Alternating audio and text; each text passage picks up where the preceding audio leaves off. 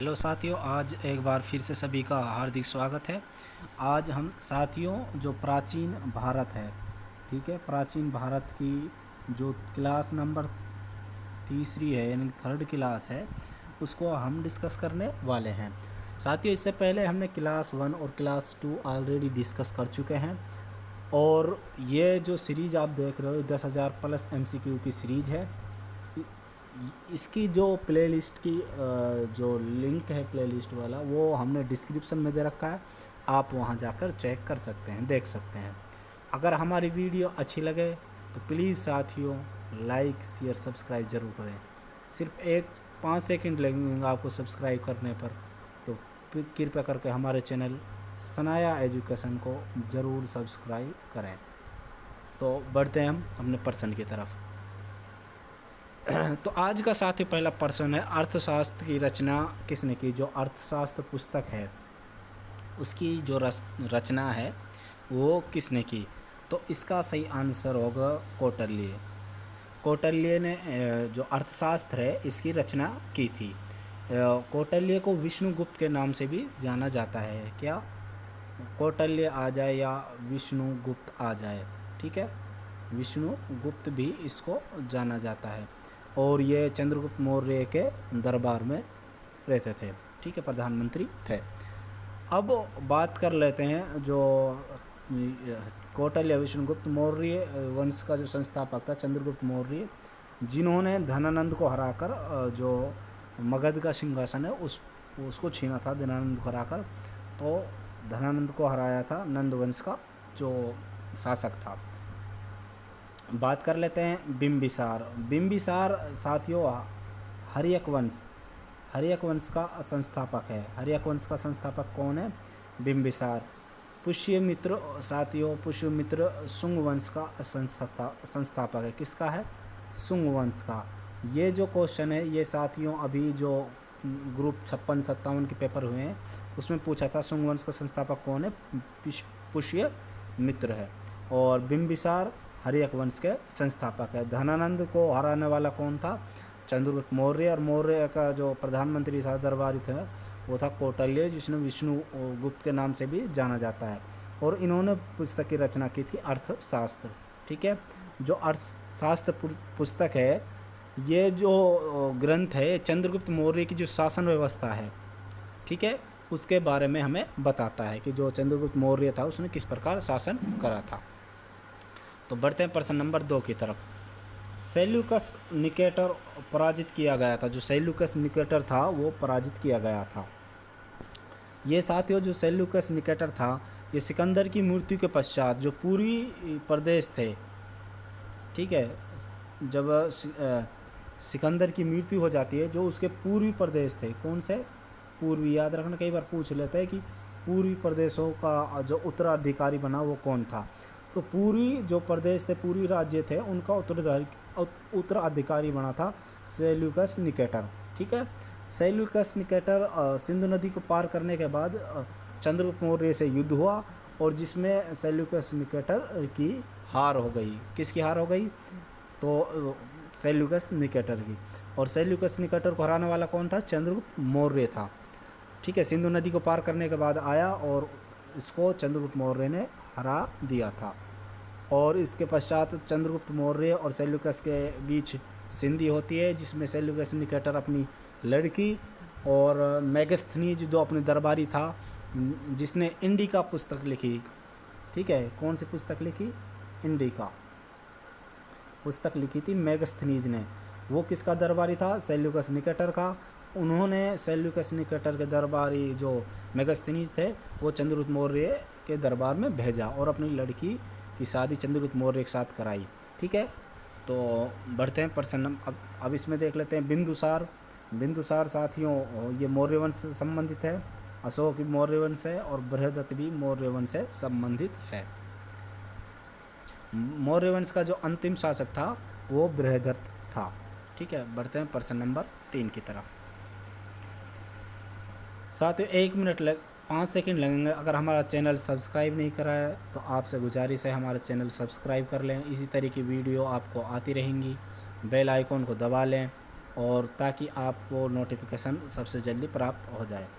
प्रश्न नंबर 3, तक्षशिला विश्वविद्यालय किन दो नदियों के बीच स्थित है? जो तक्षशिला है विश्व का जो सबसे प्राचीन विश्वविद्यालय माना जाता है वो तक्षशिला विश्वविद्यालय माना जाता है। ठीक है, तक्षशिला विश्वविद्यालय। अब ये फ़िलहाल जो ये दो हाँ, तो इसका क्वेश्चन क्या है, किन दो नदियों के बीच में है? तो साथ में याद रखना ये झेलम और सिंधु नदी के बीच में आता है। किसके किसके? सिंधु और झेलम नदी के बीच में ये आता है। ठीक है, तक्षशिला विश्वविद्यालय। और इस विश्वविद्यालय में तकरीबन विदेशों से जो विद्यार्थी थे वो आते थे और यहाँ आकर शिक्षा ग्रहण करते थे। किसी समय इसमें 10,000 से भी ज़्यादा कुल विद्यार्थियों की संख्या, जो विदेशी विद्यार्थी थे 10,000 से ज़्यादा विदेशी विद्यार्थियों की संख्या इसमें रही है। ठीक है, याद रखना तक्षशिला जो विश्वविद्यालय सिंधु और झेलम के नदी के बीच में स्थित है। यूनानियों को भारत से बाहर किसने निकाला था? जो यूनानी थे उनको भारत से बाहर निकालने वाला शासक कौन था? तो इसका सही आंसर होगा चंद्रगुप्त मौर्य। ठीक है, चंद्रगुप्त मौर्य था जिन्होंने यूनानियों को भारत से बाहर निकाला था। क्या हुआ था साथियों, जब सिकंदर की मृत्यु हो जाती है, मैं अभी पहले बता रहा था, जो पूर्वी इलाके थे, पूर्वी राज्य थे, उन पर सेल्यूकस निकेटर उसका उत्तराधिकारी अपना आपको घोषित कर लेता है। और उस समय जो हिंदुस्तान का जो मगध का शासक था वो था चंद्रगुप्त मौर्य, जिन्होंने धनानंद को हराया था। उसके बाद इन दोनों सेल्यूकस निकेटर और इनका युद्ध होता है, और जिसमें सेल्यूकस निकेटर हार जाते हैं और अपनी जो पुत्री है उसका विवाह चंद्रगुप्त मौर्य के साथ कर देते हैं। और साथ ही साथ अपना जो दरबारी होता है, दरबारी जो कवि या लेखक मेगास्थनीज, उसको भी चंद्रगुप्त मौर्य के दरबार में भेज देते हैं। और मेगास्थनीज वही है जिसने इंडिका पुस्तक लिखी थी। कौन सी पुस्तक लिखी थी? इंडिका। ठीक है, किसने? मेगास्थनीज ने। तो जो भारत की सीमा से जो यूनानियों को बाहर निकाला था वो था चंद्रगुप्त मौर्य। तो बढ़ते हैं हम आगे। मोस्ट इम्पोर्टेंट क्वेश्चन है साथियों, कलिंग युद्ध किस वर्ष में हुआ था? जो कलिंग युद्ध हमें देखने को मिला है, जो कलिंग, जो आजकल हम उड़ीसा को जो कलिंग नाम है वो प्राचीन जो नाम था कलिंग, वो वर्तमान में उड़ीसा में स्थित है, या दक्षिण उड़ीसा हम उसको बोलते हैं। ठीक है, जो ये युद्ध हुआ था ये अशोक के समय हुआ था, अशोक के द्वारा लड़ा गया था, और ये 261 ईस्वी में BC में लड़ा गया था। तो इसका सही आंसर होगा 261 BC में। ठीक है, ये युद्ध लड़ा गया था। इस युद्ध के बाद अशोक ने युद्ध की जो नीति थी उसको त्याग कर धम्म नीति का पालन किया, युद्धों को त्याग दिया और धम्म नीति का पालन किया। 261 BC में ये युद्ध लड़ा गया था अशोक के द्वारा। और इसका जो युद्ध का उल्लेख हमें देखने को मिलता है वो 13वें शिलालेख में देखने को मिलता है। कौन से में? 13वें शिलालेख में। याद रखना 13वें शिलालेख में ये हमें युद्ध का वर्णन देखने को मिलता है। उसी के बाद अशोक ने बौद्ध धर्म अपनाया और धम्म नीति का पालन किया। तो बढ़ते हैं प्रश्न नंबर 6 के साथ। प्राचीन भारत का प्रसिद्ध शासक कौन था जिसने अपने जीवन के अंतिम दिनों में जैन धर्म अपना लिया था? जो चंद्रगुप्त मौर्य था साथियों, चंद्रगुप्त जो मौर्य थे उन्होंने अपना लास्ट जो जीवन का अंतिम पड़ाव होता है उसमें जैन धर्म को अपनाया था। और जैन धर्म को अपनाने में इनकी सहायता किया, जैन धर्म को अपनाने के लिए से किसने प्रभावित किया? तो एक भद्रबाहु, मैं एक बार लिख देता हूँ, भद्रबाहु जो जैन तीर्थकार, जैन जो संत रहे हैं, जैनी उनका जो भद्रबाहु नाम के शिष्य रहे या भद्रबाहु जैनी रहे हैं, उन्होंने जो चंद्रगुप्त मौर्य को जैन धर्म अपनाने के लिए प्रेरित किया। और उसके बाद चंद्रगुप्त मौर्य जैन धर्म अपनाकर अपना सिंहासन राजपाट छोड़कर जो कर्नाटक में फ़िलहाल सरुण बेलगोला नाम एक जगह है, वहाँ जाकर इन्होंने तपस्या की और वहीं जाकर अपना शरीर को त्याग दिया। तो याद रखना अंतिम दिनों में कौन था? चंद्रगुप्त मौर्य था। अशोक की बात करें, इन्होंने बाद में बौद्ध धर्म अपना लिया था। ठीक है साथियों, और बात करें समुद्रगुप्त, इसको भारत का नेपोलियन बोला जाता है, भारत का नेपोलियन बोला जाता है।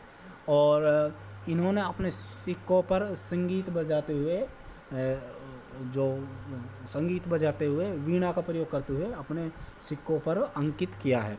और जो तो भद्रबाहु जैन चंद्रगुप्त मौर्य को जैन धर्म में किसने कौन लाया था, तो इसका नाम होगा भद्रबाहु। तो बढ़ते हैं प्रश्न नंबर 7 की तरफ। शिलालेख में किस राजा को देवानाम प्रिय या प्रियदर्शी देवता का प्रिय कहा गया है? तो ये कहा गया है साथियों अशोक को। जो अशोक को उसके अभिलेखों में देवानाम प्रियदर्शी या देवताओं का प्रिय अथवा देखने में सुंदर आदि राजा आदि उपाधियों से संबोधित किया गया है, आदि बारे में बताया गया है। चंद्रगुप्त मौर्य मौर्य वंश के संस्थापक रहे हैं। बिंदुसार चंद्रगुप्त मौर्य के जो लड़के थे उनका नाम बिंदुसार था। हर्ष हमारा नाम याद आता है, हर्षवर्धन। और हर्षवर्धन जो साथियों वर्धन वंश के तीसरे तो नहीं बोलेंगे, वर्धन वंश के शासक रहे हैं, जिन्होंने अपनी राजधानी थानेश्वर थी, बाद में उसको कन्नौज स्थापित कर लिया है। ठीक है, याद रखना। बढ़ते हैं प्रश्न नंबर, इसका सही आंसर होगा देवनाम प्रियदर्शी हम बोलते हैं अशोक को। प्रश्न नंबर 8, मौर्य वंश के बाद निम्नलिखित में से किसने मगध पर शासन किया? जो मौर्य वंश है उसके बाद मगध पर किसने शासन किया? तो इसका सही आंसर होगा उसके मगध के बाद साथियों जो मौर्य वंश के संस्थापक थे वो चंद्रगुप्त मौर्य थे। अंतिम जो राजा हुआ बृहदत्त हुए। उसके बाद जो मौर्य वंश के बाद जो वंश आया है साथियों वो आया है शुंग वंश। कौन सा आया है? शुंग वंश। ठीक है, और जिसकी स्थापना करते हैं पुष्यमित्र शुंग। कौन सा? पुष्यमित्र शुंग इसके संस्थापक माना जाता है। ठीक है, पुष्यमित्र शुंग ने शुंग वंश की स्थापना करी। और पुष्यमित्र शुंग 185 BC में उस पर विराजमान होते हैं गद्दी पर, और वो 78 BC तक शासन करता है शुंग वंश। ठीक है, मौर्य ने किसको हराया था? नंद को। नंद के बाद आया हमारा मौर्य के बाद आया शुंग। हर्यक वंश का जो संस्थापक है वो बिंबिसार है। ठीक है, हर्यक वंश का जो संस्थापक है वो बिंबिसार हमें देखने को मिलता है। बढ़ते हैं प्रश्न नंबर 9 की तरफ। चरक किसके दरबार में चिकित्सक था? जो चरक है इन्होंने एक पुस्तक भी लिखी है, चरक संहिता। ठीक है, वो किसके दरबार में एक चिकित्सक था? तो इसका सही आंसर होगा कनिष्क। कनिष्क के दरबार में एक चिकित्सक रहे हैं और इन्होंने पुस्तक लिखी, इनकी बहुत फेमस पुस्तक है चरक संहिता। चरक संहिता नाम की इनकी एक पुस्तक भी देखने को मिलती है। ठीक है, जो औषधि शास्त्र के ऊपर है। ठीक है, और औषधि के ऊपर इन्होंने बहुत सारे रिसर्च करे हैं। और जो कनिष्क है इनके समय ही चौथी जो बौद्ध संगति हुई है वो कनिष्क के समय हुई है। ठीक है, नहीं, तीसरी बौद्ध संगति हुई है कनिष्क के, चौथी अशोक के समय। एक मिनट साथियों, पहली तो चौथी जो बौद्ध संगति हमें देखने को मिलती है वो कनिष्क के समय देखने को मिलती है। पहली अजातशत्रु, दूसरा कालाशोक, तीसरा अशोक, चौथा कनिष्क के समय। और चौथी बौद्ध संगति में ही बौद्ध धर्म महायान और हीनयान में परिवर्तित हो गया था, दो शाखाओं में बट गया था। ठीक है, और गंधार शैली या गंधार चित्रकला का जो विकास हुआ है, ठीक है, वो कनिष्क के समय ही देखने को मिला है। तो बढ़ते हैं, इसका सही आंसर होगा कनिष्क। कनिष्क के समय में चरक जो चिकित्सक था वो देखने को हमें मिलता है। निम्नलिखित में से पहली बार किसने बिहार के बोध गया में महाबोधि मंदिर का निर्माण करवाया था? महाबोधि मंदिर का जो निर्माण करवाया था वो करवाया था अशोक ने। किसने? अशोक के द्वारा महाबोधि मंदिर जो का निर्माण है वो 260 ईस्वी पूर्व में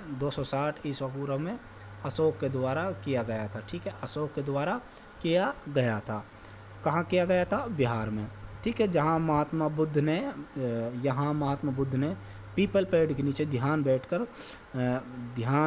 लगाकर जो ज्ञान प्राप्त करा था वो यहीं करा था। ठीक है, यहीं पर उसने महाबोधि मंदिर का निर्माण करवाया। इसी प्रकार उसने रोमन दई पिल्लर स्थापित करवाया लुम्बिनी में, जहाँ महात्मा बुद्ध का जन्म हुआ था। ये काम भी अशोक ने ही करवाया था। अशोक 261 BC में जिन्होंने कलिंग का युद्ध लड़ा है, ठीक है, और कलिंग के युद्ध के बाद उन्होंने कलिंग का जो युद्ध का वर्णन देखने को मिलता है वो 13वां शिलालेख में हमें देखने को मिलता है। कलिंग के युद्ध के बाद उसने धम्म नीति अपना ली थी। तो ये कनिष्क हम पढ़ चुके हैं। अभी चंद्रगुप्त मौर्य हम देख चुके हैं। अंतिम समय में जैन धर्म अपनाया, श्रवणबेल गोलम जाकर उन्होंने अपना शरीर त्याग दिया। हर्षवर्धन वर्धन वंश के जो शासक रहे हैं, ठीक है, अशोक जो मौर्य वंश के शासक रहे हैं, और इन्होंने ही महाबोधि मंदिर का निर्माण करवाया था। तो बढ़ते हैं प्रश्न नंबर 11 की तरफ। निम्नलिखित में से किसने सांची के स्तूपों का निर्माण करवाया? जो सांची मध्य प्रदेश में देखने को मिलती है, सांची के स्तूपों का निर्माण किसने करवाया? तो ये काम भी साथियों अशोक के द्वारा किया गया। किसके द्वारा? अशोक के द्वारा ये काम भी हमें देखने को मिलता है। ठीक है, तो अशोक के द्वारा ये काम हमें देखने को मिलता है। तो इसका सही आंसर होगा अशोक। जो भारत में सबसे पुराने पत्थर की जो संरचना में से एक सांची का महान स्तूप है, जो 30वीं शताब्दी के आसपास हमें देखने को मिलते हैं। ठीक है, और यहाँ पर भगवान बुद्ध के अवशेष रखे गए हैं। ठीक है, ये इस तरीके से एक मिनट, ये इस तरीके से हमें देखने को मिलता है, जैसे इस तरीके से, या अर्धगोलाकार हम बोल सकते हैं, अर्धगोलाकार। यहाँ पर महात्मा बुद्ध के अवशेष रखे हुए हैं सांची के स्तूप में। इनका निर्माण किसने करवाया था? इनका निर्माण भी अशोक ने करवाया था। निम्नलिखित में से वे महानतम कुषाण नेता कौन था जो बौद्ध बन गया था? कौन सा नेता था जो महान शासक था कुषाण वंश का, जिसने जो बौद्ध धर्म अपना लिया, जिन्हें बौद्ध बन गया था? तो ये था कनिष्क। कनिष्क जो था, इन्होंने प्रारंभिक वर्षों में ही बौद्ध धर्म अपना लिया था। ठीक है, कब? प्रारंभिक वर्षों में ही। और दूसरे एक याद रखना, इनके शासनकाल में जो बौद्ध धर्म की चौथी संगति हुई है वो इनके ही शासनकाल में कश्मीर के कुंडलवन नामक स्थान पर हुई है। कहाँ? कश्मीर के कुंडलवन नामक स्थान पर। ठीक है, तो याद रखना कश्मीर के कुंडलवन नामक स्थान पर।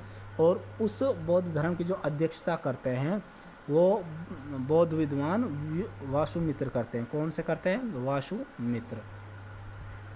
वासुमित्र उसकी अध्यक्षता करते हैं, और अशोक घोष उस संगति के उपाध्यक्ष बनाए जाते हैं। और इसी संगति में बौद्ध धर्म महायान और हीनयान में मतलब दो शाखाओं में बट गया था। जो महायान जो महात्मा बुद्ध की मूर्ति की पूजा करते हैं, और हीनयान जो उनके जो विचार हैं उनके विचारों को मानते हैं, उन विचारों को पालन करते हैं। ये मूर्ति पूजा में विश्वास नहीं रखते। कैडफसीस ये भी कुषाण वंश के नेता रहे हैं। तो बढ़ते हैं साथियों प्रश्न नंबर 13 की तरफ। चंद्रगुप्त मौर्य के दरबार में पश्चिम एशिया के यूनानी राजा सेल्यूकस निकेटर द्वारा भेजा गया राजदूत कौन था? तो कौन सा राजदूत था? मैं पहले ये चीज़ डिस्कस कर चुका हूँ। जो मेगास्थनीज था वो सेल्यूकस निकेटर का राजदूत था। जब चंद्रगुप्त मौर्य और सेल्यूकस निकेटर में युद्ध होता है तो सेल्यूकस निकेटर हार जाते हैं, चंद्रगुप्त मौर्य जीत जाते हैं। तो उसके इन दोनों के बीच एक संधि होती है। संधि में सेल्यूकस निकेटर अपनी लड़की और अपने दरबारी जो मेगास्थनीज है उसको चंद्रगुप्त मौर्य के दरबार में भेजते हैं। और जो मेगास्थनीज है ये एक पुस्तक लिखता है इंडिका, जिसमें इंडिया के इतिहास के बारे में और चंद्रगुप्त मौर्य के शासन पद्धति के बारे में बताया गया है। ठीक है, ये जो मेगास्थनीज है ये लगभग चंद्रगुप्त मौर्य के दरबार में 5 साल तक रहते हैं। ठीक है, कितने साल तक रहते हैं? 5 साल तक ये रहते हैं। अब बात करते हैं अलबरूनी। इन्होंने एक किताबुल हिंद पुस्तक लिखी है। ठीक है, किताबुल हिंद इन्होंने पुस्तक लिखी है। और इनकी जो पुस्तक है ये मोहम्मद गजनवी के साथ भारत आए थे, ठीक है। इन्होंने किताबुल हिंद लिखी है। बात कर लेते हैं फाहियान, ये भी चीनी था जो बौद्ध धर्म की शिक्षा दीक्षा लेने के लिए भारत आया था। हैंसवांग ये हर्षवर्धन के समय भारत आया, ये भी एक चीनी बौद्ध था, ये भी शिक्षा ग्रहण करने के लिए भारत आया था। इनकी एक पुस्तक देखने को मिलती है जिसका नाम है सी यू की, क्या नाम है, सी यू की, जो कि भारत के बारे में हमें बहुत सारी जानकारी देती है। तो याद रखना ये चारों जो थे ये चारों बाहर से आए थे और भारत में इन्होंने भारत के बारे में इन्होंने अपनी पुस्तकों में लिखा है। तो बढ़ते हैं प्रश्न नंबर 14 पर। कनिष्क किस वर्ष में राज्य सिंहासन पर आरूढ़ हुए? कनिष्क थे वो 78 ईस्वी में जो सिंहासन पर बैठते हैं, ठीक है। और उसी समय ये कनिष्क सावंत नाम से शक सावंत वर्ष की शुरुआत होती है। शक सावंत की कब होती है? 78 ईस्वी से शक सावंत की शुरुआत होती है। जो कनिष्क था ये कुषाण शासक था। निम्नलिखित में से किसने और कब पहली बार अशोक के शिलालेखों को पढ़ा? जो अशोक के शिलालेख थे वो ज़्यादातर वो ब्रह्म लिपि, अरमाइक, खरोष्ठी आदि में देखने को मिलते हैं। तो जो अशोक के जो शिलालेखों को सबसे पहले पढ़ा था वो 1837 में जेम्स प्रिंस के द्वारा पढ़ा गया था। जेम्स प्रिंसेप के द्वारा 1837 ईस्वी में पढ़ा गया था, ठीक है। और जो ये थे जेम्स प्रिंसेप थे ये अंग्रेज विद्वान और पुरातत्वविद थे जिसने भारत प्राचीन भाषा खरोष्ठी और ब्राह्मी लिपियों का अध्ययन किया था। और ज़्यादातर जो खरोष्ठी और ब्राह्मी लिपि में ही अशोक ने शिलालेख लिखवाए थे, ठीक है, याद रखना। तो अशोक के शिलालेखों को सबसे पहले किसने पढ़ा था? 1837 जेम्स प्रिंसेप के द्वारा पढ़ा गया। मोस्ट इंपॉर्टेंट क्वेश्चन है साथ ही, बहुत बार क्वेश्चन आता है, खासकर दिल्ली पुलिस में हर बार ये क्वेश्चन हमें देखने को मिलता है। साथियों अगर आप में से कोई दिल्ली पुलिस की तैयारी कर रहा है तो उसमें 50 नंबर की जीके आएगी, जीएस आएगी, जिसमें से तकरीबन 40 से 42 क्वेश्चन जीके के प्रीवियस ईयर के आते हैं। तो अगर आपने ये सेशन, जितना भी ये सेशन हम चलाएंगे 10,000 MCQ का, अगर आप ये सारे अटैम्प्ट कर लेते तो मैं गारंटी के साथ बोल सकता हूँ आप तकरीबन आप इनको याद कर लेते हो, समझ लेते हो, एक बार ही देख लेते हो तो तकरीबन आपके 38 से 40 क्वेश्चन आपके सही हो जाएंगे। और आपके जो सिलेक्शन में वो जीएस बहुत अहम रोल करने वाला है। तो अगर हमारे चैनल सनाया एजुकेशन को सब्सक्राइब नहीं करा तो प्लीज़ पहले जाकर सब्सक्राइब कर लें ताकि ऐसे आने वाली वीडियो आपको और मिलती रहें। प्रश्न नंबर 17, कुषाण काल में भारतीय और ग्रीक शैली के मिश्रण से विकसित कला शैली को किस नाम से जाना जाता है? कुषाण काल में जो ग्रीक शैली और ग्रीक शैली बोल देते हैं या यूनानी शैली भी बोल देते हैं, इसको क्या बोल देते हैं, कई जगह यूनानी शैली भी आ जाता है। याद रखना ग्रीक शैली यूनानी शैली सेम है। और भारतीय और ग्रीक शैली और यूनानी शैली को जो मिश्रण देखने को मिलता है वो मिलता है हमें गंधार कला में। कहाँ मिलता है? वो मिलता है हमें गंधार कला में। और ये गंधार कला जो सबसे ज़्यादा फेमस होती है ये कनिष्क के काल में सबसे ज़्यादा फेमस हमें देखने को मिलती है, ठीक है। कब देखने को मिलती है? कनिष्क के काल में, ठीक है। और तो बढ़ते हैं प्रश्न नंबर 18 की तरफ। राजा खारवेल किस चैदी वंश के महानतम शासक थे? जो राजा खारवेल थे, ठीक है, खारवेल किस चैदी वंश के महानतम राजा थे? तो ये थे कलिंग के। किसके? कलिंग के। खारवेल कलिंग के तीसरे राजवंश चैदी वंश से संबंधित रखते हैं। जो खारवेल हैं वो कलिंग के जो तीसरा राजवंश है चैदी वंश उससे संबंधित रखते हैं, ठीक है। और खारवेल ने अपने शासनकाल में सातवाहनों को नष्ट करते हुए मूषक राजा की उपाधि इन्होंने धारण करी थी। किसकी? मूषक की। तो याद रखना खारवेल।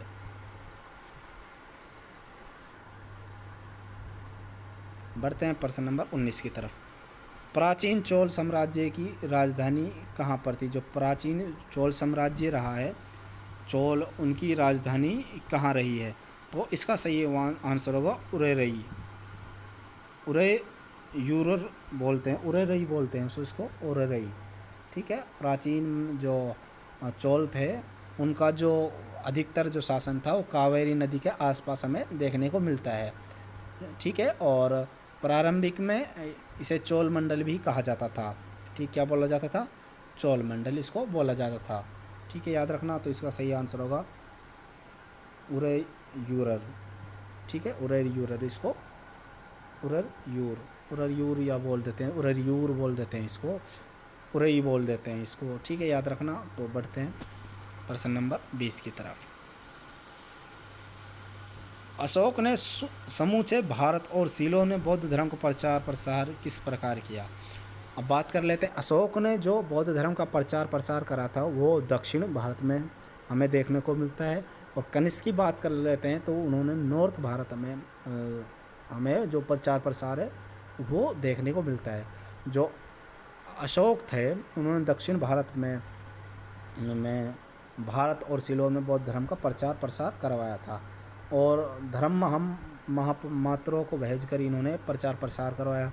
जो धर्म के ज्ञानी थे उनको भेजकर प्रचार प्रसार इन्होंने करवाया था। अपनी जो लड़की और अपने लड़के को इन्होंने सीलोन में भेजकर धर्म का प्रचार प्रसार भी इन्होंने करवाया था। ठीक है, याद रखना। इनकी लड़की का नाम संघमित्रा था। तो बढ़ते हैं प्रश्न नंबर 21 की तरफ। किस शीला राजादेश में अशोक ने कलिंग युद्ध को हताहतों को उल्लेख किया है और युद्ध त्याग की घोषणा की है? कौन सा शिलालेख है जिसके बाद इन्होंने अशोक ने युद्ध नीति को त्याग कर धम्म नीति का पालन किया? तो वो था शीला राजादेश 13वां। जो शिलालेख 13वां था, कलिंग जो युद्ध था 261 बीसी में लड़ा गया। कब लड़ा गया? 261 बीसी में।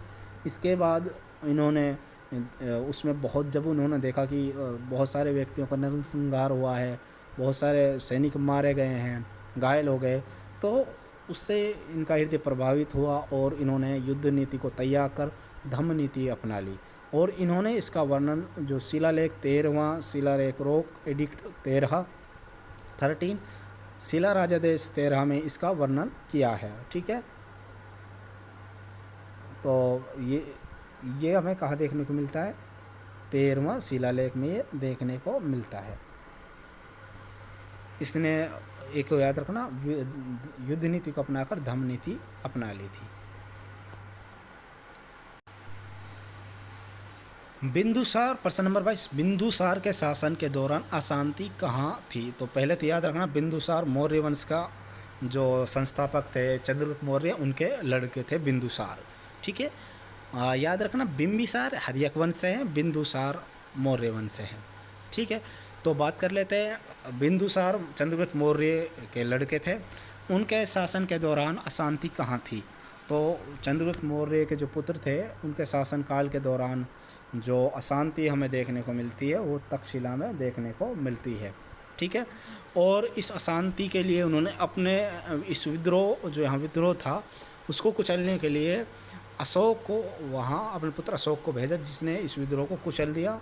और इससे अशोक की जो ख्याति है, जो नाम है, वो बहुत आगे बढ़ गया था। तो याद रखना, तक्षशिला के दौरान अशांति फैली थी बिंदुसार समय, और इस समय इन्होंने अशोक ने यहाँ विद्रोह को कुचला था। अशोक यहाँ का राज्यपाल भी था। तो प्रश्न नंबर 23 देखते हैं। ये प्रश्न मैं पहले डिस्कस कर चुका हूँ। अर्थशास्त्र के लेखक किसके समकालीन थे? याद रखना, जो अर्थशास्त्र लिखा वो कौटिल्य विष्णुगुप्त ने लिखा है और चंद्रगुप्त मौर्य के दरबार में प्रधानमंत्री थे। तो बढ़ते हैं प्रश्न नंबर 24 की तरफ। सातवाहन का जो सबसे बड़ा शासक कौन था? जो सातवाहन वंश है उसका जो सबसे बड़ा शासक माना जाता है वो माना जाता है गौतमी पुत्र सतकर्णी। कौन माना जाता है? गौतमी पुत्र सतकर्णी सबसे महान शासक माना जाता है। और सातवाहन जो वंश है इसका संस्थापक माना जाता है सिमुक को। किसको? सिमुक को इस वंश का संस्थापक माना जाता है। ठीक है, याद रखना। और सबसे बड़ा शासक माना जाता है गौतमी पुत्र सतकर्णी को। चंद्रगुप्त मौर्य ने अपने अंतिम दिन कहाँ व्यतीत किए? मैंने ये क्वेश्चन डिस्कस कर चुका हूँ, एक बार मैं आपको बता देता हूँ।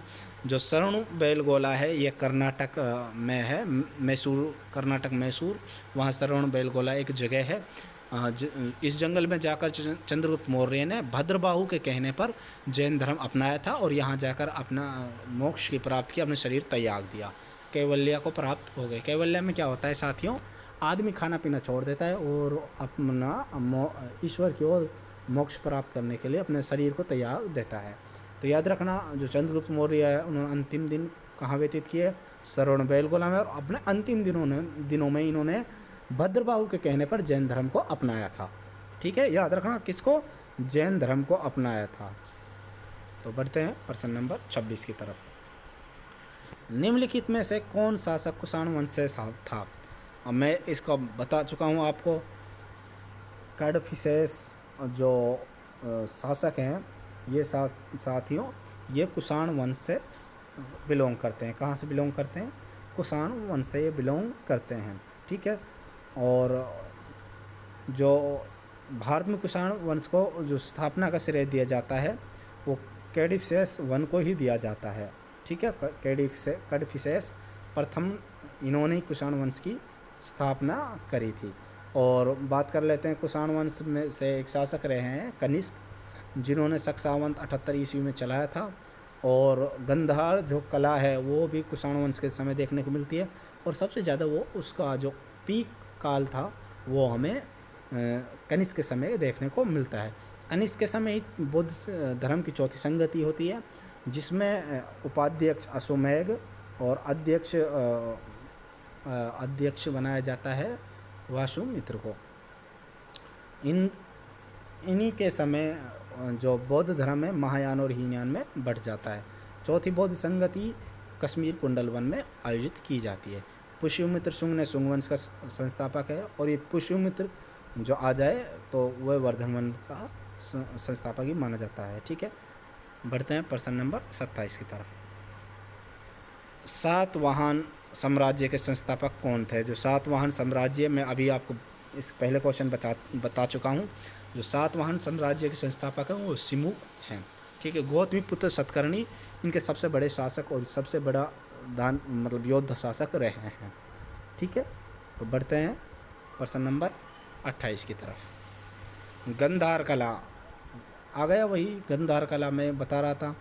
हिंद आ जाए, ठीक है, क्या जाए? जहाँ आपको हिंद देखने को मिल जाए और साथ साथ यूनानी, हिंद यूनानी या हिंद ग्रीक, हिंद ग्रीक भी आ सकता है। पहले वाले क्वेश्चन में ग्रीक था, यहाँ यूनानी है। तो गंधार कला किन दो कलाओं का संयोजन है? तो याद रखना, जो गंधार कला है वो साथियों हमें देखने को मिलती है हिंद और यूनानी दो कलाओं का संयोजन, दो कलाओं का संगम हमें एक साथ देखने को मिलता है। और गंधार कला जो सबसे ज़्यादा प्रचलित होती है कुषाण वंश के समय सबसे ज़्यादा हमें देखने को मिलती है। महात्मा बुद्ध की उस समय गंधार कला में मूर्तियाँ बनाई जाती थी, या इस प्रकार हम कह सकते हैं गंधार कला बौद्ध दर्शन कला की एक शैली है। किसकी? बौद्ध दर्शन की, मतलब बौद्ध की मूर्तियाँ गंधार कला में बनाई जाती थी। संगम साहित्य के संरक्षक कौन थे? जो संगम साहित्य है उसके संरक्षक कौन थे? तो जो संगम के संरक्षक थे वो पांड्य थे। कौन थे? पांड्य। पांड्य जो थे वो तमिल कवियों लेखकों को समय समय अपनी कृतियों को प्रकाशित करने में सहायता करते थे। जो तमिल हो गया, तमिल कवियाँ हो गए, लेखक होंगे, उनकी जो पुस्तकें प्रकाशित करने में उनकी सहायता करते थे। तो संगम राजाओं के संरक्षण में संगम अकादमी की बैठकों का आयोजन समय समय पर दक्षिण भारत के मुद्रे शहर में आयोजित किया जाता था। मुद्रे शहर में आयोजित किया जाता था। तो इस प्रकार जो संगम कला है, संगम साहित्य है, उसका जो संरक्षक का काम क्या है वो पांड्य ने किया है। तो बढ़ते हैं प्रश्न नंबर 30 की तरफ।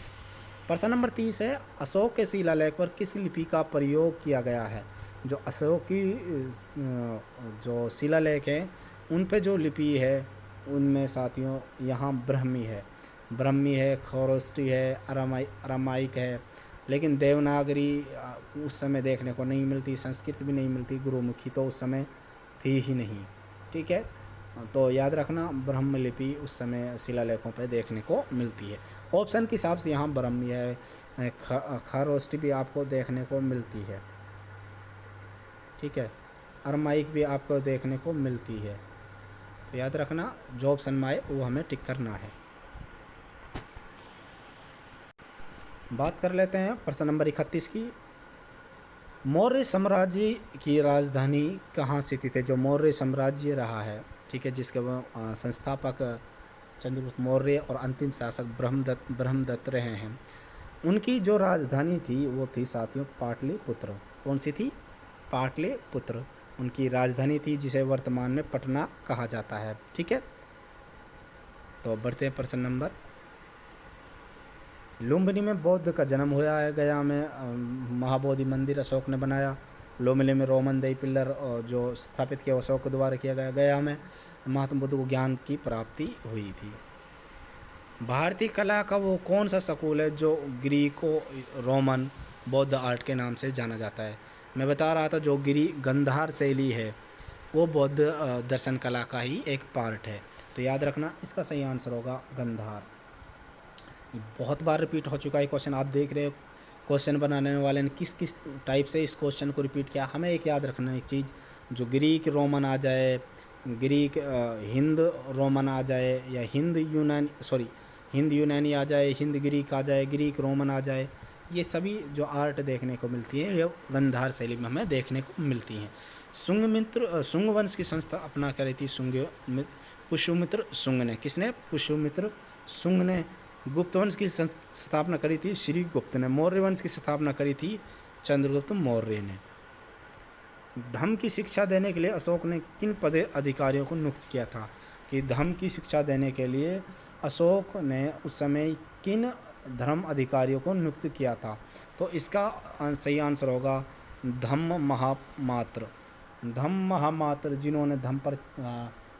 जिन्होंने दक्षिण भारत में या भारत में बौद्ध धर्म का प्रचार प्रसार किया था, उन्हें धम्म महामात्र के नाम से जाना जाता था। किसके नाम से? धम्म महामात्र के नाम से इन्होंने जाना जाता। इन्होंने अपने बौद्ध धर्म के संदेश लोगों तक पहुंचाए। जो शिव नहीं पढ़ सकते तो उन्हें सुनाया। तो इन्होंने बहुत सारे देशों में यात्राएं की और बौद्ध धर्म का प्रचार प्रसार किया। तो याद रखना धम्म महामात्र। संगम युग का तोलेकीय पीएम साहित्य का सबसे बड़ा कार्य है। संगम युग जो है उसका तोलक का पीएम तमिल भाषा का एक व्याकरण ग्रंथ है। क्या है ये? ये साथियों तोलक का पीएम जो है एक तमिल भाषा का व्याकरण ग्रंथ है। तमिल भाषा का व्याकरण ग्रंथ है ये। क्या है? व्याकरण ग्रंथ है। ठीक है, पहली बात याद रखना तमिल भाषा का व्याकरण ग्रंथ है और जिसे संगम साहित्य के दौरान काव्य के रूप में लिखा गया था। ठीक है, संगम साहित्य के दौरान। तो याद रखना सबसे बड़ा कार्य क्या है? ये तमिल एक कार्य है, यानी कि तमिल व्याकरण है।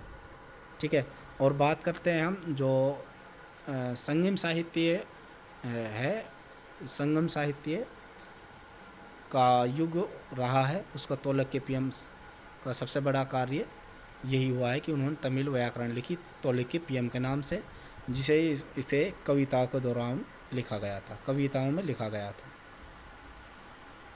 भारत सरकार के प्रतीक में निम्नलिखित में से कौन मौर्य वंश से अपनाया नहीं गया था?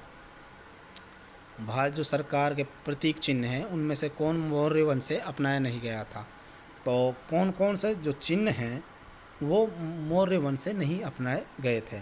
तो इसका ध्यान सही आंसर होगा सत्यमेव जयते। सत्यमेव जयते जो स्लोगन है ये मुंडको उपनिषद से लिया गया है, ना कि मौर्य वंश से।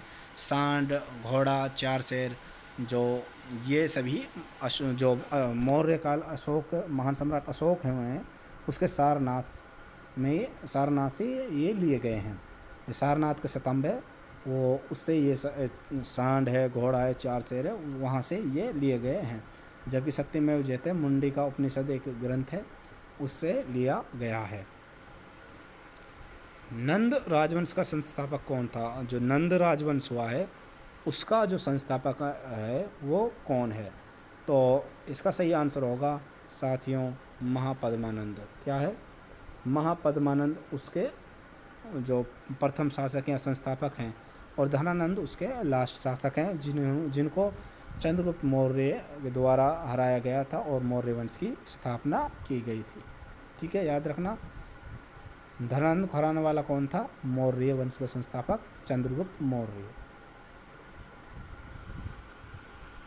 तो बढ़ते हैं प्रश्न नंबर 37 की तरफ। निम्नलिखित शासकों में से किसके लिए एका ब्राह्मण प्रयुक्त हुआ है? एका ब्राह्मण जो प्रयुक्त हुआ है वो किसके लिए है? वो साथियों प्राप्त हुआ है गौतमीपुत्र सातकर्णी के लिए। गौतमीपुत्र सातकर्णी के लिए ये जो एका ब्राह्मण प्रयुक्त हुआ है। ये ब्राह्मणवाद के संरक्षक भी माने जाते हैं। गौतमीपुत्र सातकर्णी ब्राह्मणवाद के संरक्षक भी माने जाते हैं। किसके? ब्राह्मणवाद के संरक्षक भी माने जाते हैं। ठीक है, तो बढ़ते हैं प्रश्न नंबर 38 की तरफ। ग्रीक यूनानी लेखकों द्वारा अग्रमीज या जेंड्रमीज किसे कहा गया है? जो यूनानी या ग्रीक लेखक हैं उनके द्वारा अग्रमीज या जेंड्रमीज किसे कहा गया है? तो इसका सही आंसर होगा धनानंद को। किसको? धनानंद को अग्रमीज या जेंड्रमीज के नाम से जाना गया है। ठीक है, धनानंद को हराने वाला कौन था? चंद्रगुप्त मौर्य। निम्नलिखित में से किसकी जानकारी अशोक के शिलालेखों से मिलती है? तो किसकी जानकारी मिलती है साथियों? तो इसका सही आंसर होगा जीवन वृत्त की, आंतरिक नीति की और विदेश नीति की। आंतरिक नीति, विदेश नीति और जीवन वृत्त की जानकारी हमें अशोक के जो शिलालेख हैं उनसे देखने को मिलती है।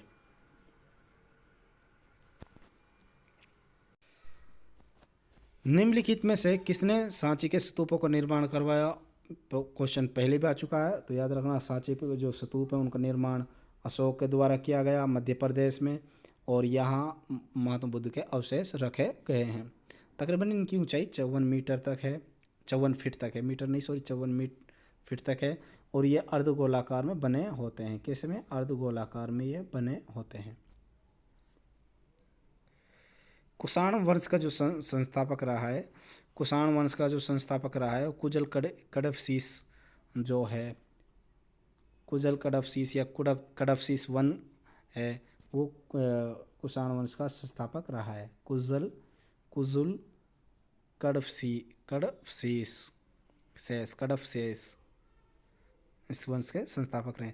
सारनाथ स्तंभ के ऊपर रखे हुए शेर जिन्हें हम अपने नोटों पर देखते हैं वास्तविकता में किस पदार्थ पर नक्काशित हैं? जो सारनाथ का जो शेर छपे हैं वो वास्तव में, जो पहले तो याद रखना, जो सारनाथ स्तंभ का निर्माण करवाया तो अशोक के समय करवाया गया था। ठीक है, और इसमें मूल रूप से चार हैं, जो चार शेर हैं जो चारों दिशाओं की ओर मुँह कर खड़े हैं। ठीक है, तो इसमें एक हाथी है, एक दौड़ता हुआ घोड़ा है, ध्यान देना बोलने पे साथियों, हाथी है, दौड़ता हुआ घोड़ा हमें देखने को मिलता है। ठीक है, और एक सांड है और एक शेर बना हुआ है, एक सांड है और एक शेर यहाँ बना हुआ है। तो याद रखना, और ये सारे जो बने हुए हैं साथी ये पत्थर पर बने हुए हैं, शिलालेख पर। ठीक है, चट्टान पर ये बने हैं, चट्टान काट कर ये बनाए गए हैं। सारनाथ स्तंभ का चक्र निम्न से किसे अंकित करता है?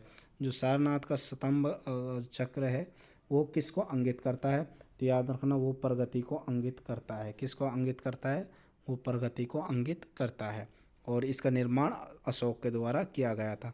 निम्न में से कौन सा तत्व धम्म में वर्णित नहीं है? धम्म जो नीति थी उसमें वर्णित कौन सा तत्व वर्णित नहीं है? तो याद रखना साथियों, इनमें से संघ के प्रति आस्था उसमें वर्णित नहीं है। भातृभाव, दान पुण्य, माता पिता का आज्ञा का पालन करना, ये सभी उसमें वर्णित है। गुरुजनों के प्रति आदर करना, मित्र परिचित करना, मित्र व्यवहार, संबंधियों ब्राह्मणों और श्रवणों के प्रति दानशीलता, उचित व्यवहार, दास भर्तियों के प्रति उचित व्यवहार, वाणी में मधुरता, दूसरे प्रति व्यवहार में मधुरता, ये सभी उसमें दिए गए हैं। तो संघ के प्रति आस्था दो धम्म है उसमें नहीं है। धार्मिक स्तूप निम्नलिखित में किस स्थान पर, जो धार्मिक स्तूप है वो निम्नलिखित में से किस स्थान पर है? तो याद रखना, जो धार्मिक स्तूप है वो हमें सारनाथ में देखने को मिलता है। कहाँ मिलता है? सारनाथ में। धार्मिक स्तूप उत्तर प्रदेश के वाराणसी के पास सारनाथ में एक विशाल स्तूप है। कहाँ है? याद रखना, उत्तर प्रदेश के पास एक विशाल, वाराणसी उत्तर प्रदेश के पास है सारनाथ। हाँ साथियों, अगर सॉरी मैंने शायद सारनाथ मध्य प्रदेश में बताया था, लेकिन याद रखना सारनाथ वाराणसी के पास है उत्तर प्रदेश में। चोल साम्राज्य के संस्थापक का नाम बताइए जिसने तंजौर पर कब्जा किया और जिसके बाद आदित्यवन राजा बना। चोल जो साम्राज्य के संस्थापक थे वो कौन थे? जो चोल साम्राज्य के संस्थापक थे साथियों, वो हमें देखने मिलते हैं विजयालय जो विजयालय चोल हैं, वो चोल वंश के संस्थापक हैं। कौन है? विजयालय चोल वंश के संस्थापक हैं। ठीक है, याद रखना। और यह चोल वंश की जो राजधानी थी वो तंजावर थी।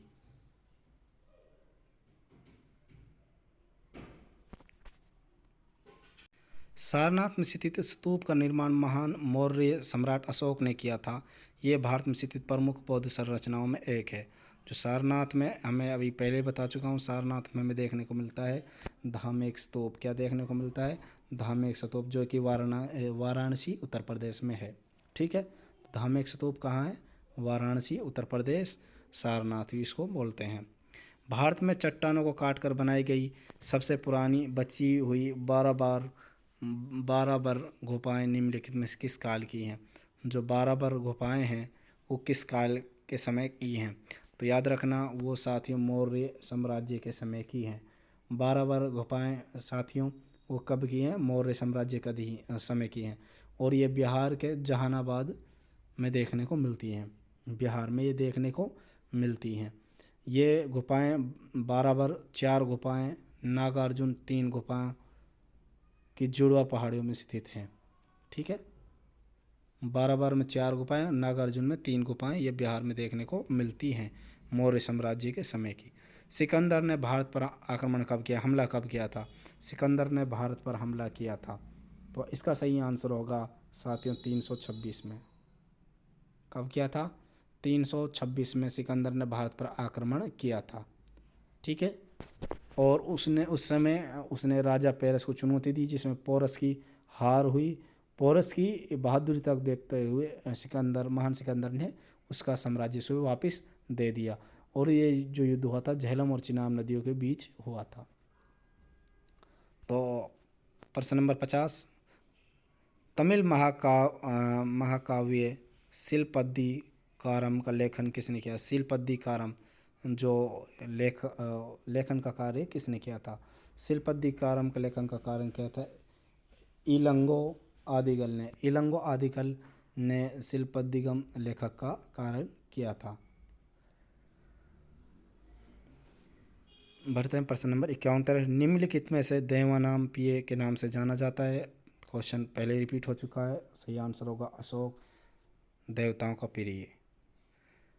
प्राचीन भारत में गंधार कला किस साम्राज्य के समय विकसित हुई? ये प्रश्न हो चुका है। तो ये जो गंधार कला हिंद ग्रीक या हिंद यूनानी कला जो मिश्रण है वो कुषाण के समय देखने को मिलती है। किसके समय देखने को मिलती है? कुषाण के समय ये हमें देखने के लिए, खासकर जो कनिष्क के समय ये देखने को मिलती है। उस समय एक और याद रखना, गंधार कला थी और मथुरा कला ऑफ आर्ट में एक मूर्ति देखने को मिली है जिसकी मतलब गर्दन नहीं है, वो भी कनिष्क के समय देखने को मिली है। निम्नलिखित में से कौन से स्तंभ शैलकर्तित स्तंभों को दर्शाते हैं? तो प्रश्न नंबर 53 का सही आंसर होगा मौर्य स्तंभ। मौर्य स्तंभ ये इसका सही आंसर होगा।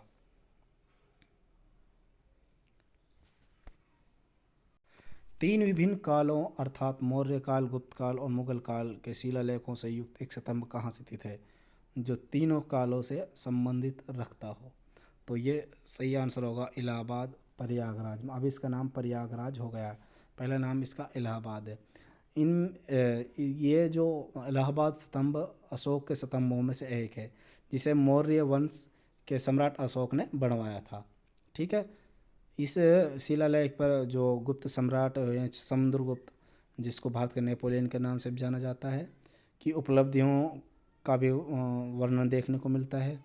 और इसके अलावा जो मुग़ल सम्राट जहांगीर हुए हैं, उसके भी जो उसका भी विवरण यहाँ देखने को मिलता है। ठीक है, याद रखना। तो इस प्रकार ये मौर्य काल, गुप्त काल और मुग़ल काल से संबंधित है।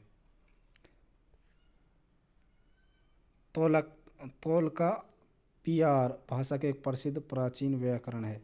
जो तोलकापियार जो है, ये क्वेश्चन पहले भी डिस्कस कर चुका हूँ मैं। तोलकापियार ये तमिल व्याकरण है, ये देखने को हमें मिलता है। कौन सा? तोलकापियार एक प्रसिद्ध तमिल व्याकरण है, जो एक कविताओं में लिखी गई है। व्याकरण कैसी लिखी गई है? कविताओं में। लगभग 600 वर्षों तक परित्यक्त रहने के बाद सांची की खोज किस वर्ष की गई? सांची के जो स्तूप हैं वो साथियों में मध्य प्रदेश में देखने को मिलते हैं, और जो सारनाथ है वो वाराणसी उत्तर प्रदेश में देखने को मिलते हैं। तो शायद मैं सारनाथ को सांची समझकर मैंने मध्य प्रदेश बोल दिया था। तो याद रखना, सारनाथ वाराणसी उत्तर प्रदेश, सांची मध्य प्रदेश। तो सांची की जो खोज की थी, सांची के स्तूपों की, उसकी खोज की कब की गई? तो याद रखना, उसकी खोज 1818 में की गई। कब की गई? 1818 में खोजे गए। ये जो सांची के स्तूप हैं, ये अशोक के द्वारा बनवाए गए थे। गुजरात में डैश झील वस्तुत एक कृत्रिम जलाशय है, जो मौर्य के शासन के दौरान बनवाया गया था। जो गुजरात में एक सुदर्शन लेक है, कौन सी है? सुदर्शन झील भी बोलते हैं। इसका निर्माण चंद्रगुप्त मौर्य के प्रांतीय शासक पुष्यगुप्त के द्वारा किया गया था। ठीक है, पुष्यगुप्त के द्वारा किया गया था।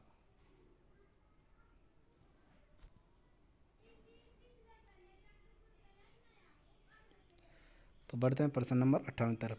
विक्रम सावंत क्वेश्चन शक सावंत 78 और विक्रम सावंत साथियों 57, ईसा पूर्व 57। ठीक है, और शक सावंत 78 ईसा पूर्व। ठीक है, याद रखना 57 विक्रम सावंत और शक सावंत को किसने चलाया था? कनिष्क ने 78 में।